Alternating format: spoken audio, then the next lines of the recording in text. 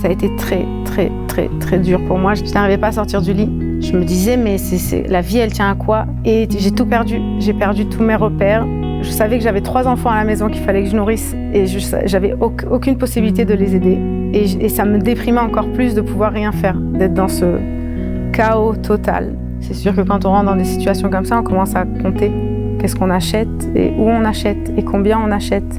Ils sauvent des vies, en fait. Moi, sincèrement, Kalita, pour moi, ça a été une année de sauvetage. Ils m'ont pris, ils m'ont relevé, ils m'ont aidé. Et je pense que sans l'aide de Kalita, je serais encore loin.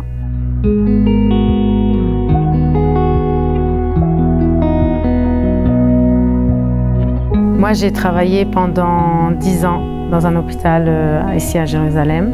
J'ai commencé en tant que secrétaire médicale et puis au bout de 5 ans, je me suis rendu compte que je voulais faire plus. Donc j'ai étudié, j'ai sorti une licence et ensuite j'ai sorti un master. Et donc après 10 ans, j'étais responsable des secrétaires. J'avais pas mal de cliniques sous mon contrôle, beaucoup de responsabilités, énormément, ce que je ne voyais pas sur le coup parce que j'adorais ce que je faisais. Il y a 4 ans de ça, il y a eu le Covid et mon couple, il n'a pas réussi à survivre le Covid, le stress. Je me suis vite rendu compte qu'avec mon ex-mari, on n'avait pas vraiment la même vision. Moi, je suis très ancrée dans le pays. Je suis arrivée là à l'âge de 14 ans. J'ai toujours voulu vivre ici. J'ai intégré la mentalité israélienne très très vite. Je parle beaucoup mieux hébreu que français. J'ai fait 2 ans dans l'armée. J'ai vraiment tout voulu faire comme une Israélienne. Et mon ex-mari, a eu beaucoup de mal. C'était un Français. Et petit à petit, nos chemins ils se sont un peu séparés. Le Covid, il a mis le doigt sur vraiment les choses qu'on n'arrivait pas à gérer tous les deux. Il y a eu le Covid, j'ai divorcé et j'ai continué ma charge au travail. Et en même temps, j'avais les garçons à gérer parce que mon ex-mari, il avait décidé donc de repartir en France. Donc je m'occupais de tout, toute seule. Je voyais pas que c'était trop. J'avais toujours ma même fonction et j'avais quand même les enfants à gérer, qui se mettent sur les Zooms, qui fassent leurs devoirs et ça devenait vraiment très, très, très, très énorme. 1 an après mon divorce, mon père est décédé de manière brutale. Il était en France, en une nuit il est parti et mon monde s'est effondré ce jour-là. J'ai perdu quelque chose dans ma vie et j'ai pas réussi à m'en remettre. Donc on est parti en France et j'ai été contaminée en France. Donc j'ai dû rester encore 2 semaines et pendant ces 3 semaines-là où j'étais en France, c'est là où j'ai commencé à tomber dans la dépression. Ça a été très, très, très, très dur pour moi. Je n'arrivais pas à sortir du lit. Je me disais, mais la vie, elle tient à quoi? Il est là un jour, il est plus là le lendemain. Et j'ai tout perdu. J'ai perdu tous mes repères. Je savais que j'avais 3 enfants à la maison qu'il fallait que je nourrisse. Et j'avais aucune possibilité de les aider. Et ça me déprimait encore plus de pouvoir rien faire, d'être dans ce chaos total. Et jusqu'à qu'on mette le doigt sur la dépression, ça a mis énormément de temps. Je dormais plus des nuits, je pleurais à longueur de journée. Je me suis éloignée socialement de tout le monde. J'ai pas beaucoup été aidée par le système médical israélien. Tout ce qui est psychologie, psychiatrie, ça met énormément de temps. Donc je me suis tout de suite tournée vers le privé. Mais le privé coûte très cher. Et au bout d'un moment, je ne pouvais plus gérer. J'étais en arrêt maladie pendant 6 mois. Après 6 mois, j'avais plus d'arrêt maladie. Donc l'hôpital m'a dit « Qu'est-ce que tu veux faire ?» Et je leur ai dit que j'étais pas capable, j'étais incapable. En fait, c'était le même scénario.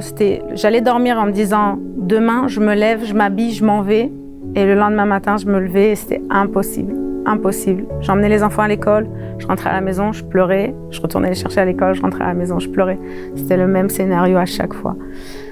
Après 6 mois, après la mort de mon père, je me suis dit, je ne sais pas ce que je veux faire, mais je sais ce que je sais faire. Donc l'administratif, c'est quelque chose pour moi qui est facile. Donc j'ai ouvert une société de directrice administrative pour les petites et moyennes entreprises. Je me suis dit que j'allais peut-être aider certaines personnes et peut-être me faire un peu d'argent. J'ai trouvé quelques patrons qui voulaient bien m'engager 1 fois, 2 fois par semaine. Donc avec ça, je faisais un petit peu d'argent. Et j'avais aussi, donc j'étais reconnue en tant que dépression clinique à 100%. Donc j'ai eu une aide tous les mois. Ça suffisait, mais c'était pas éternel. Et Harod Barzel est arrivé. Ils ont arrêté de me donner l'aide. Et c'est là que j'ai rencontré Kalita.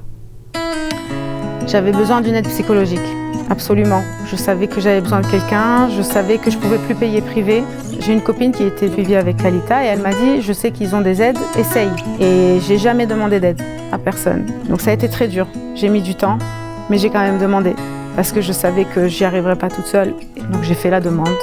Et j'ai été mise en contact avec Nathan. L'aide que Kalita m'a apportée m'a vraiment, vraiment aidée. C'était vraiment pour l'aide psychologique. Ça m'a fait énormément de bien. La psychologue que Kalita m'a recommandée était vraiment très, très bien.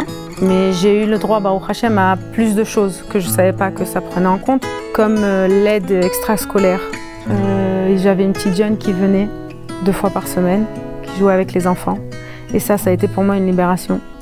Parce que j'ai les enfants toutes les semaines, de lundi au vendredi, et un Shabbat surtout, ils vont chez leur père. Et c'était très dur, du lundi au vendredi, de gérer, d'aller les chercher.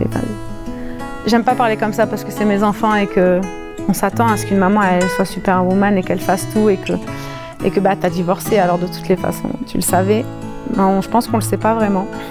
Et je les aime, hein. Je les aime, ils sont 3, mais ils demandent énormément comme des enfants. Et des fois, j'ai pas forcément les moyens sentimentaux, émotionnels et psychologiques de les aider sur le même moment. Et donc le fait qu'elle venait, ça me permettait d'aller faire un tour. Elle venait 1 heure, 2 heures, 2 fois par semaine. Je faisais un tour, j'allais faire les courses, des choses que je ne pouvais pas faire parce qu'ils étaient petits, parce qu'ils sont petits et je ne pouvais pas les laisser. Ça m'a permis en fait de revivre. Ça m'a permis de me ressourcer énergétiquement pour pouvoir leur donner plus. Jusqu'à présent, ils sont en contact avec elle. Ils l'ont vraiment adorée. C'était vraiment comme quelqu'un de la famille. Ils attendaient les jours où elles viennent. C'est-à-dire quand j'allais les chercher, j'allais les chercher et ils me disaient « Elle vient aujourd'hui, elle vient la jeune fille ?» Et je leur disais « Oui, oui, elle vient ». Et ils rentraient à la maison, ils étaient tellement contents. Elle faisait les devoirs avec lui. Il faisait des cookies, il faisait des gâteaux et ils sortaient. Elle les emmenait au parc, elle revenait. C'était vraiment pour eux et pour moi d'ailleurs, c'était une libération. C'était pour eux le plus beau cadeau que la vie ait pu leur faire. C'était une amie qui était que pour eux. Et moi, j'avais mon moment à moi aussi à ce moment-là. Ils m'ont donné, Kalita aussi, une aide pour faire des courses, qui m'a été très, très, très bénéfique. Vu que je travaillais pas ou que je travaillais un tout petit peu, j'arrivais pas à gérer. C'est sûr que quand on rentre dans des situations comme ça, on commence à compter qu'est-ce qu'on achète et où on achète et combien on achète. Et je vais pas vous mentir, les Shabbats où les enfants ils sont pas là, je fais pas de courses. Ce qu'il y a, je mange, ce qu'il y a pas, bah, c'est pas grave. Et Kalita a été une grande aide pour ça. Donc il donnait des bons tous les 3 mois. Ça m'aidait à faire les grosses courses du mois. Et après, j'essayais de m'arranger toutes les semaines. Et ils m'ont donné aussi l'aide pour les vacances des Caetano, qui a été très bénéfique parce que je n'avais pas de quoi leur payer. 2 mois, les 3 à la maison, je savais que ça allait être très très difficile. Donc Baruch Hashem, ils ont pu partir en Caetana. Mon deuxième, il avait une Caetana qu'il voulait absolument, ça faisait 2 ans je crois d'affilée, qu'il me l'a demandé et que je ne pouvais pas parce que c'était une somme énorme, c'était comme 600 shekels la semaine, quelque chose comme ça. Et je pouvais pas me permettre. Et l'année dernière, grâce à Kalita, il a été et il a kiffé chaque jour. Et vraiment, c'était. Je n'ai pas de mots pour dire merci. La lumière dans ses yeux quand il revenait tous les jours, c'est grâce au donateur de Kalita. C'est grâce à Kalita.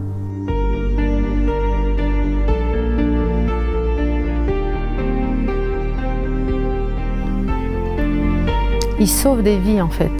Moi, sincèrement, Kalita, pour moi, ça a été une année de sauvetage. Ils m'ont pris, ils m'ont relevé, ils m'ont aidé dans tous les sens du terme. Et je pense que sans l'aide de Kalita, je serais encore loin. J'aimerais vraiment leur dire que quand ils font un don, ils sauvent des vies. Moi, je le ressens comme ça, ils m'ont sauvé. C'est comme une étincelle d'espoir. Quand on se trouve dans des moments de tourbillon, je les appelle les tourbillons noirs, quand on se trouve dans des moments comme ça, tout ce qu'on attend, c'est une main qui tend et qui dit ça va aller, viens, je t'aide, viens, tu verras, demain ça ira. Aujourd'hui c'est dur, mais c'est pas grave, demain ça ira. Et en fait, c'est ça que Kalita nous donne, c'est de l'espoir que demain ira mieux, qu'il y aura des meilleurs jours et que ça va aller. Et quand on passe des périodes pareilles, c'est tout ce qu'on attend, l'espoir.